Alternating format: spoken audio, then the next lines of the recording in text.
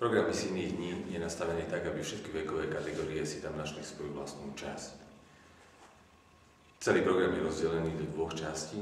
Jedna časť je duchovná, teda okrem hlavných tém, ktoré tohto roku budú sa niesť v duchu požehnaním. Ľudia si tam môžu nájsť aj 14 zaujímavých seminárov a taktiež aj zaujímavé večerné diskusie. Druhá časť programu je taká oddychovo-relaxačná, ktorá má predovšetkým budovať vzťahy medzi samotnými účastníkmi, a keď rodina príde a zúčastní sa tohto podujatia, tak predovšetkým je dôležité, aby si tam našli aj jej účastníci čas na seba.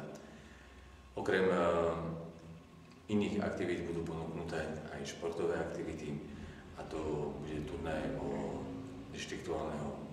pohár dištriktuálneho biskupa, vo futbale, vo volejbale, stolnom tenise, a každoročná ponuka je aj pobyt v bazéne, čo v minulosti bolo vždy s veľkou radosťou a potešením aj využívané.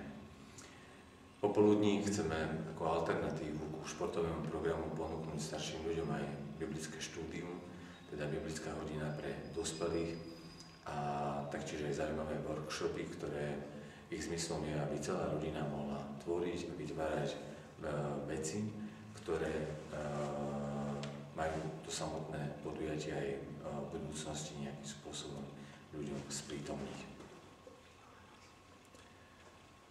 Teda pozývame vás srdečne na toto podujatie. Pevne veríme, že zmyslom a aj svojím programom osloví mnohé naše rodiny a mnohých účastníkov aj tohto roku.